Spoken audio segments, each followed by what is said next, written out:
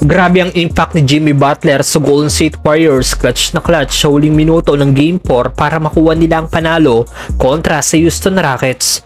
Sinabi ni Butler na handa daw siyang mamatay para sa kanyang mga teammate. Nagbalik na daw ulit ang kanyang saya.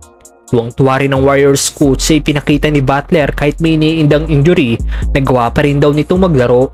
Well, panalo nga pong GSW sa kanilang Game 4 matchup kanina kontra sa Houston Rockets, score 109-106. 3-1 na ang series in favor of Warriors, isang panalo na lang at pasok na sila sa second round. Ganda ng ilaro ni Brandon Podziemski para sa GSW kung saan nagtapos ito na may 26 points, 5 rebounds at 2 assists. May 15 points, 4 rebounds at 3 assists naman si Buddy Hield.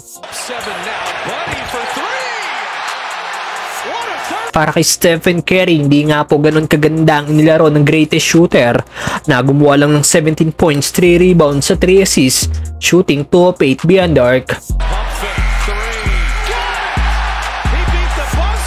Ganun pa man, no problem pa rin para sa Warriors dahil nagbalik na ang na-miss last game na si Jimmy Butler na kahit may iniindang injury, naka-playoff mode pa rin ang 6-time All-Star at nagtapos ito na may 27 points, 5 rebounds at 6 assists. Kung hindi naglaro si Jimmy Buckets, posibleng naitabla ng Rockets ang series. Kita nga po ang saya sa mukha ni JB sa bago niyang team dahil after ng game sinabi nito na handa siyang mamatay para sa kanyang mga teammate at talaga nagbalik na daw ang saya niya sa paglalaro. I die for these guys, bro. It's so fun.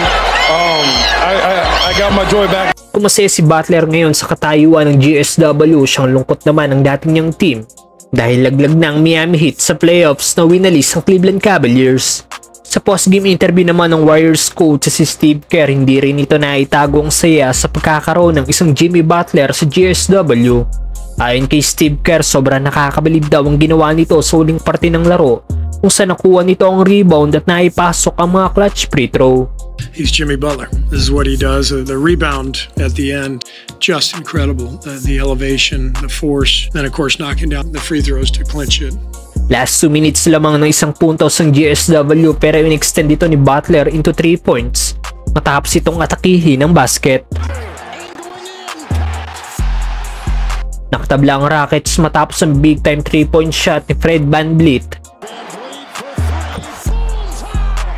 Nagtry si Butler na ibalik ang 3 points sa lamang nila na tumira ng isang 3-point shot sablay ang tira ng forward ng GSW pero natawagan ng foul si Dillon Brooks.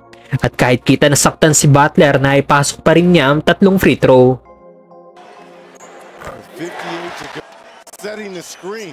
Last 10 seconds lamang ng isang puntos ang GSW sablay ang tirang ginawa ni Alperen Sengun at isang clutch rebound na nagawa ni Butler na pinaw ng Houston Rockets. Pasok ulit ang 2 free throw ng 6-time All-Star na nagbigay 3-point lead sa GSW at nakuha nila ang panalo.